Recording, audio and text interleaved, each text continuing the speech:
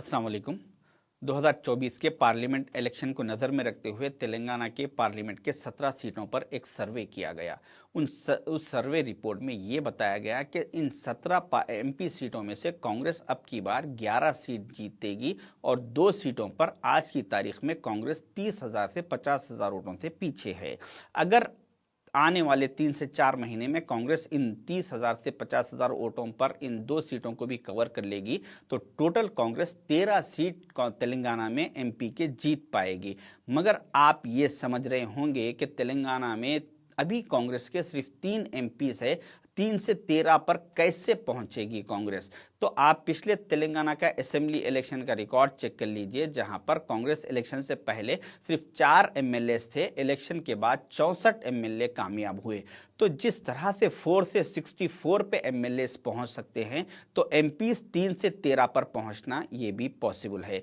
तो अभी जो 2 सीट पर कांग्रेस जहां पर 30,000 से 50,000 वोटों से पीछे है, उसमें से एक सीट आप हैरत करेंगे कि हैदराबाद पार्लियामेंट है। हैदराबाद पार्लियामेंट में सिर्फ कांग्रेस अभी एमआईएम से 30,000 से 50,000 वोटों से पीछे है। मगर आप यहां पर यही समझेंगे कि नहीं नहीं, ये तो पॉसिबल नहीं है।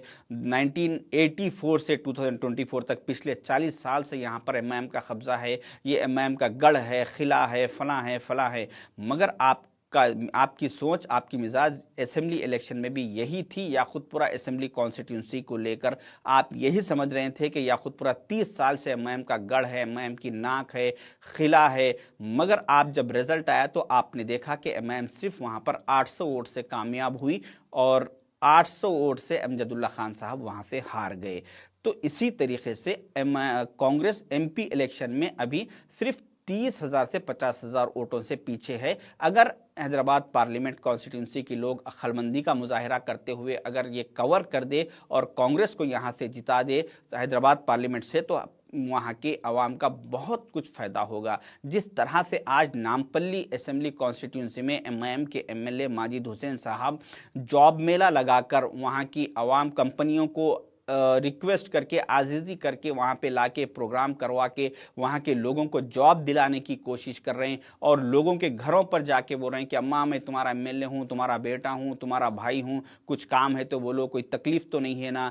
तो ये बोलने की, ये कामा करने की वजह सिर्फ एक ही है कि वहाँ पे एक फिरोज खान साहब जैसी शख्सियत एक मजबूत अपोजिशन के तौर पर है। इस वजह से वहां के लोगों की एमआईएम की तरफ से खिदमत करने की कोशिश की जा रही है। वही जॉब मेला एमआईएम की तरफ से चंद्रानगुट्टा कॉन्स्टिट्यूंसी में नहीं लगाया जाता, वही जॉब मेला बहादुरपुरे में, चार मीनार में, कारवान में नहीं लगाया जाता, क्योंकि वहां की आवाम अभी सो रही है। इसी तरीके से याकुतपुरा कॉन्स्टिट्यूंसी में कल तक जहां पर चबूतरा मशीन के तहत जो बच्चे रातों में चबूतरों पर बैठा करते थे, तो वहां की पुलिस बच्चों को लटों से मार के लेके जाके पीएसओ में बिठा दिया करती थी। आज उसी याकुतपुरे में, उसी चबूतरों पर और वही बच्चों को के साथ रात में 12 से 1 बजे वहां के एमआईएम के एमएलए साहब आके चबूतरे पे बैठते हैं और लोगों से कहते हैं कि अगर आप लोगों को कुछ भी तकलीफ है तो आप लोग मुझे बताइए, मेरा ये पर्सनल नंबर है, आप रखिए, मैं आपके प्रॉब्लम सॉर्ट आउट करूंगा। वही पर्सनल एमएलए का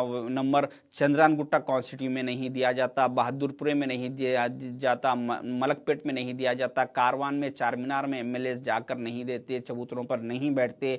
उसकी वजह यह है कि याकुतपुरा कॉन्स्टिट्यूंसी में अमजदुल्ला खान साहब जैसी एक मजबूत ऑपोजिशन लीडर होने की वजह से वहां के लोगों की खिदमत की जा रही है। तो इसीलिए मेरी आप लोगों से रिक्वेस्ट है कि एक बार आप लोग ये डिसाइड कर ले कि अब की बार हम एमपी में कांग्रेस को जिताएंगे और एमआईएम को हराएंगे। उससे होगा फायदा ये कि अगर मई के महीने में इलेक्शन हुआ 2024 के और जून के महीने में रिजल्ट आ गया कि कांग्रेस वहां से कामयाब हो गई, तो आप लोग मेरी बात नोट करके रख लीजिए, रिकॉर्ड करके रख लीजिए कि उसके बाद से जुलाई के महीने से कांग्रेस 2029 का इलेक्शन जीतने के लिए आप लोगों के दरमियान आ जाएगी। कांग्रेस का एमपी आप लोगों के साथ रहेगा, वहां पे डेवलपमेंट करने की कोशिश करेगा, दुनिया बहुत कुछ करने की कोशिश करेगा। और वही जो एमआईएम के एमपी साहब जो थे, जो 40 साल से वहां पर उनके गढ़ था, मगर जो अगर जून में वो हार गए मई के महीने में, तो उसके बाद वो आप लोगों के दरमियान आ जाएंगे। एक्स एमपी, सारे एमएलए, एमआईएम के सारे एमएलए, सारे कॉर्पोरेटर, सारे इब्तदाई सदर, सारे आप लोगों के दरमियान बना के आप लोगों की खिदमत करने की कोशिश करेंगे, ताकि 2029 के इलेक्शन में फिर से उन्हें जो उनकी 40 साल से जो सीट थी जो चली गई उसको फिर वापस लेने के लिए। तो मेरा एक पर्सनल मैं एक अंदाजा बता रहा हूं कि शायद के, क्योंकि ओवैसी फैमिली एक हिंदुस्तान की एक अमीर तरीन फैमिलियों में से है, शायद कि वो लोग अगर एक बार हार गए तो उसके बाद वो लोग उनके जो हॉस्पिटल्स है, जैसा कि ओवैसी हॉस्पिटल और असरा हॉस्पिटल, मैं समझता हूं कि ये हैदराबाद पार्लियामेंट के वोटर्स के लिए कंप्लीटली फ्री कर दिया जाएगा, ताकि 2029 का इलेक्शन जीता जा सके। सारे इनके जितने कॉलेजेस है वो हैदराबाद पार्लियामेंट के वोटर्स के लिए फ्री कर दिए जाएंगे तालीम, ताकि वो 2029 का इलेक्शन जीते। जितने इनके दारुसलाम बैंक के ब्रांचेस है उन तमाम ब्रांचेसों में बगैर सूद के लोन दिया जाएगा हैदराबाद के वोटर्स को, ताकि वो फिर दोबारा से 2029 में इलेक्शन एमपी का जीत सके।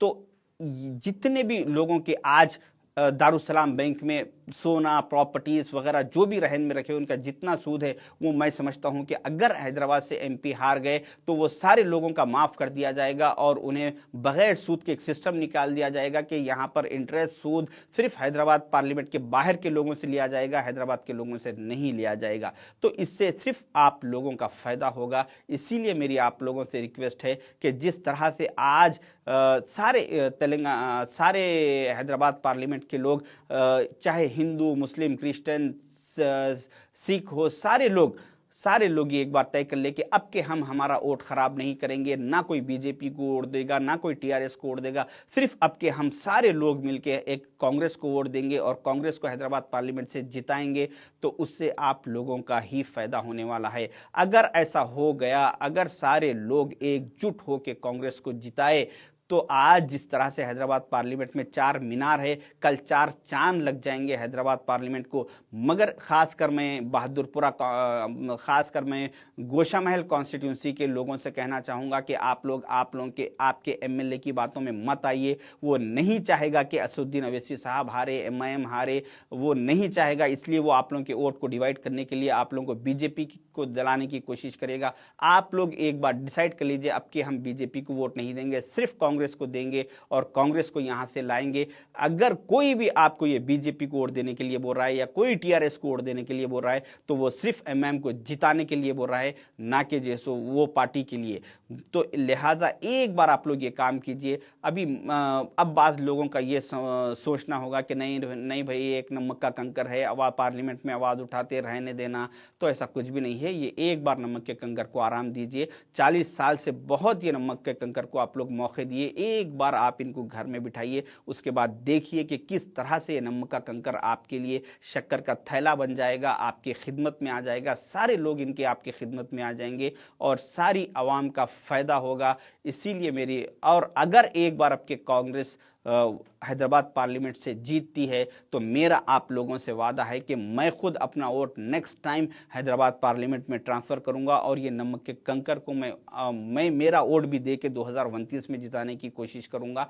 मगर शर्त यह है कि आप लोग एक बार आपके कांग्रेस को जिताइए। अगर एक मजबूत अगर ऑपोजिशन रहेगा तो इसमें हैदराबाद पार्लियामेंट के लोगों का ही फायदा होगा।